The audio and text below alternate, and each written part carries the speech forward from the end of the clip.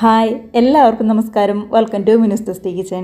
അപ്പോൾ ഇന്നത്തെ റെസിപ്പി എന്ന് പറയുന്നത് നമ്മുടെ ഈ നല്ല ചൂടുള്ള സമയത്തൊക്കെ എളുപ്പത്തിൽ റെഡിയാക്കി എടുക്കാൻ പറ്റാവുന്ന നമ്മുടെ മനസ്സും ശരീരമൊക്കെ ഒരേപോലെ ഒന്ന് തണുപ്പിക്കാൻ പറ്റാവുന്ന ഒരു അടിപൊളി ഡ്രിങ്കിൻ്റെ റെസിപ്പി കേട്ടോ. നമ്മുടെ പഴവും അതേപോലെ തന്നെ തണ്ണിമത്തനൊക്കെ ഉപയോഗിച്ചിട്ടാട്ടോ നമ്മൾ ഈ റെസിപ്പി ചെയ്തെടുക്കുന്നത്. എളുപ്പത്തിൽ ചെയ്യാവുന്നതേ ഉള്ളൂ, എല്ലാവർക്കും ചെയ്തെടുക്കാം. ഇപ്പോൾ വീട്ടിലൊരു ഗസ്റ്റൊക്കെ വരികയാണെന്നുണ്ടെങ്കിലോ അല്ലാന്നുണ്ടെങ്കിൽ നല്ല ചൂടുള്ള സമയത്ത് പുറത്തൊക്കെ പോയിട്ട് വരികയാണെന്നുണ്ടെങ്കിലും എളുപ്പത്തിൽ തന്നെ റെഡിയാക്കി എടുക്കാനും പറ്റും. അപ്പോൾ ഇതുപോലെ തണ്ണിമത്തൻ ഇതുവരെ കഴിച്ചിട്ടില്ല എന്നുണ്ടെങ്കിൽ ഉറപ്പായിട്ടും ട്രൈ ചെയ്ത് നോക്കുക. നമുക്ക് പൊട്ടുന്ന സമയങ്ങളത് എങ്ങനെയാണ് നല്ല ഹെൽത്തി ആയിട്ട് എന്ന ടേസ്റ്റി ആയിട്ടുള്ള ഈ റെസിപ്പി ചെയ്തെടുക്കുന്നതെന്ന് കണ്ടു നോക്കിയാലോ. വീഡിയോക്ക് ഇഷ്ടമാകുന്നുണ്ടെങ്കിൽ ഒന്ന് ലൈക്ക് അടിച്ച് മറ്റുള്ളവരിലേക്കും ഷെയറും കൂടി ചെയ്യാനായിട്ട് മറക്കല്ലേ.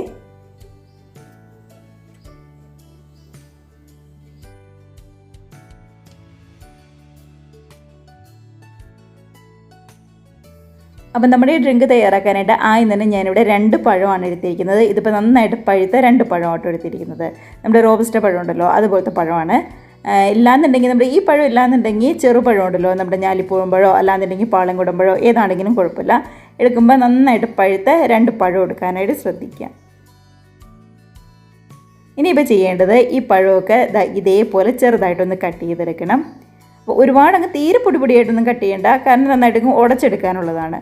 അതുകൊണ്ട് തന്നെ അത്യാവശ്യം വലിപ്പമുള്ള ഒരു ബൗളിലേക്ക് അങ്ങ് മാറ്റി കൊടുക്കാം.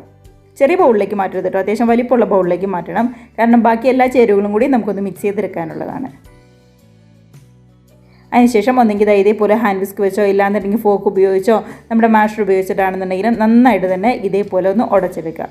മാഷറൊക്കെ ഉപയോഗിക്കുകയാണെന്നുണ്ടെങ്കിൽ ഒരുപാടങ്ങ് പേസ്റ്റ് പോലെ ഒന്നും ചെയ്തെടുക്കരുത്. ഇതേപോലെ ചെറിയ ചെറിയ പീസായിട്ട് ഇങ്ങനെ കടിക്കാൻ കിട്ടുന്ന രീതിയിൽ വേണം ഒന്ന് ഉടച്ചെടുക്കാനായിട്ട് കേട്ടോ. ആ കാര്യം ശ്രദ്ധിക്കണേ. കണ്ടോ, ഇവിടെ നന്നായിട്ട് തന്നെ ശരിക്കും നമ്മുടെ ഹാൻഡ് വിസ്ക് വെച്ച് ഉടച്ചെടുത്തിട്ടുണ്ട്.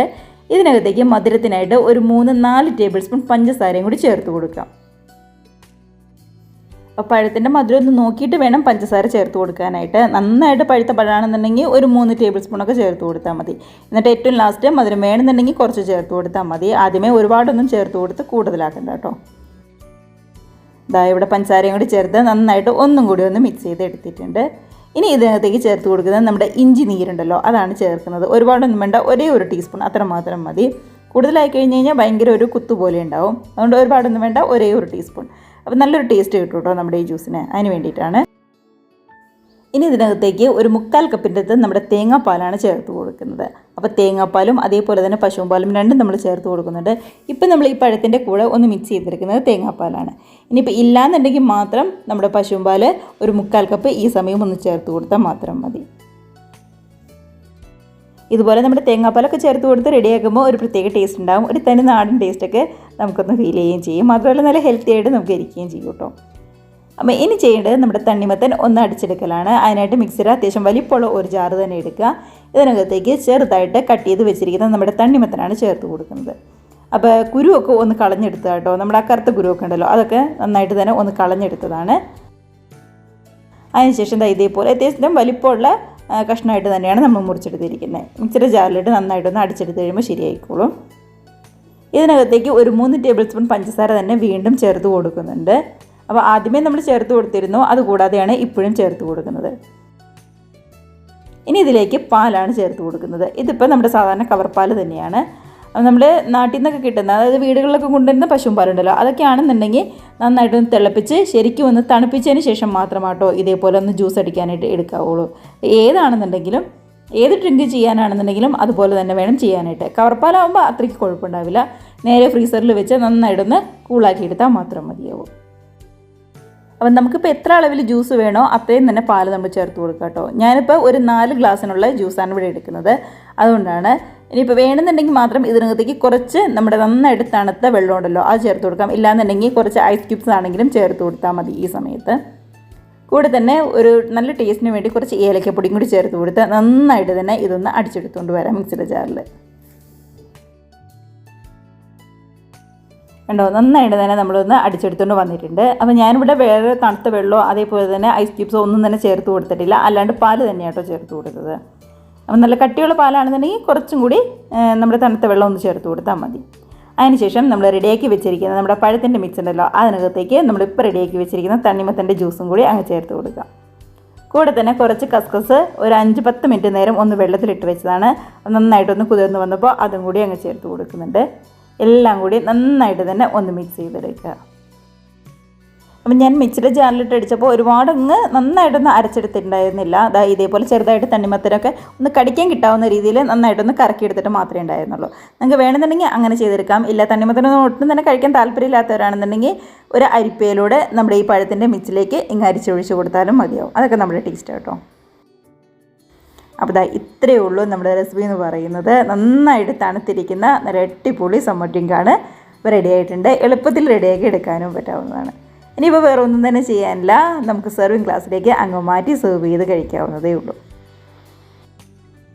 അപ്പോൾ ഈ സമയം തണുപ്പൊക്കെ കുറവാണെന്ന് തോന്നുകയാണെങ്കിൽ ഒരു 2-3 ഐസ് ക്യൂബ്സ് വെച്ച് ഓരോ ഗ്ലാസ്സിലേക്ക് അങ്ങ് ചേർത്ത് കൊടുത്താലും മതി. അപ്പോൾ ഇത്രയേ ഉള്ളൂ. ഏറ്റവും സിമ്പിളായിട്ട് നല്ല ഹെൽത്തി ആയിട്ട് റെഡിയാക്കാൻ പറ്റാവുന്ന എളുപ്പത്തിലുള്ള ഡ്രിങ്ക് തന്നെയാണ്. ചെയ്തെടുക്കുമ്പോൾ ഒരു കാര്യം ശ്രദ്ധിക്കണം കേട്ടോ. നമ്മൾ നേരത്തെ റെഡിയാക്കിയിട്ട് ഫ്രിഡ്ജിൽ വെച്ചിട്ട് കുറച്ച് നേരം കഴിഞ്ഞിട്ട് കഴിക്കാനായിട്ട് നിൽക്കരുത്. എപ്പോഴാണോ കഴിക്കാൻ വേണ്ടി നിൽക്കുന്നത് അപ്പോൾ തന്നെ ഇത് റെഡിയാക്കിയിട്ട് അങ്ങ് കഴിച്ചാൽ മതി. അല്ലാന്നുണ്ടെങ്കിൽ ചെറിയൊരു കയ്പ്പൊക്കെ തണ്ണിമത്തൻ ജ്യൂസൊക്കെ അടിച്ച് വെക്കുമ്പോൾ ചെറിയൊരു കയ്പ്പ് പോലെയൊക്കെ എനിക്ക് തോന്നിയിട്ടുണ്ട്. അതുകൊണ്ടാട്ടോ ഞാൻ പറഞ്ഞത്. അപ്പോൾ തണ്ണിമത്തൻ വേണമെന്നുണ്ടെങ്കിൽ നേരത്തെ കട്ട് ചെയ്തിട്ട് ഫ്രിഡ്ജിൽ വെക്കാം, അതിന് കുഴപ്പമുണ്ടാവില്ല. പക്ഷേ ജ്യൂസ് തയ്യാറാക്കണത് അപ്പോൾ തന്നെ തയ്യാറാക്കിയിട്ട് അപ്പോൾ തന്നെ കഴിക്കുകയായിരിക്കും നല്ലത്. ഞാനിവിടെ അതിൻ്റെ മുകളിലേക്ക് ചെറുതായിട്ട് അരിഞ്ഞ് വെച്ചിരിക്കുന്ന കുറച്ച് തണ്ണിമത്തനും കൂടി ചേർത്ത് കൊടുക്കുന്നുണ്ട്. കാണാൻ നല്ലൊരു ഭംഗിക്ക് വേണ്ടിയിട്ട് 2 പുതിനയിലയും കൂടി അങ്ങ് വെച്ച് കൊടുക്കുന്നുണ്ട് 2 ഗ്ലാസ്സിലേക്കും. ഞാനിപ്പോൾ പകുതി മാത്രമായിട്ട് എടുത്തിട്ടുണ്ടായിരുന്നുള്ളൂ. ഇതേപോലെ 2 ഗ്ലാസും കൂടി നമുക്ക് റെഡിയാക്കാനായിട്ടുണ്ട്. അപ്പോൾ കയ്യിൽ പഴവും അതേപോലെ തന്നെ തണ്ണിമത്തനൊക്കെ ഉണ്ടെന്നുണ്ടെങ്കിൽ ഇതേപോലെ ഉറപ്പായിട്ടും ട്രൈ ചെയ്ത് നോക്കുക. നിങ്ങൾക്ക് ഇഷ്ടമാവും. കൂടെ തന്നെ കമൻസൊക്കെ ആണെന്നുണ്ടെങ്കിലും മറക്കാതെ അറിയിക്കണം കേട്ടോ. വീഡിയോക്ക് നിങ്ങൾക്ക് ഇഷ്ടമായിട്ടുണ്ടെങ്കിൽ ഒന്ന് ലൈക്ക് അടിച്ച് മറ്റുള്ളവരിലേക്ക് ഷെയറും കൂടി ചെയ്യാനായിട്ട് മറക്കല്ലേ. അതേപോലെ തന്നെ ആദ്യമായിട്ട് നമ്മുടെ ചാനൽ ആരെങ്കിലും കാണുന്നവരുണ്ടെങ്കിൽ വീഡിയോ റെസിപ്പിക്ക് നിങ്ങൾക്ക് ഇഷ്ടമായിട്ടുണ്ടെങ്കിൽ പ്ലീസ് നമ്മുടെ ചാനലും കൂടെ സബ്സ്ക്രൈബ് ചെയ്ത് സപ്പോർട്ട് ചെയ്യുക. മാത്രമല്ല ഈ വീഡിയോയ്ക്ക് മുമ്പായിട്ട് വേറെയും ഒരുപാട് എളുപ്പത്തിൽ ഇതേപോലെ തയ്യാറാക്കാൻ പറ്റാവുന്ന നമ്മുടെ സമ്മർ ഡ്രിങ്ക്സ് അതേപോലെ തന്നെ കൂൾ ഡ്രിങ്ക്സ് നമ്മൾ റെഡിയാക്കിയിട്ടുണ്ട്.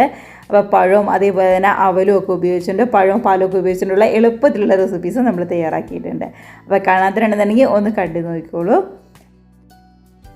അപ്പോൾ ഇന്നത്തെ റെസിപ്പി എന്ന് പറയുന്നത് ഇത്രയേ ഉള്ളൂ. എല്ലാവർക്കും ഇഷ്ടമായെന്ന് വിശ്വസിക്കുന്നു. അപ്പോൾ നമുക്ക് ഇതേപോലുള്ള പുതിയ നല്ല അടിപൊളി വീഡിയോസ് റെസിപ്പീസൊക്കെ ആയിട്ട് വീണ്ടും കാണാം. അതുവരെ എല്ലാവരും നല്ല ഹാപ്പി ആയിട്ട് ഹെൽത്തി ആയിട്ട് സേഫായിട്ട് ഇരിക്കുക.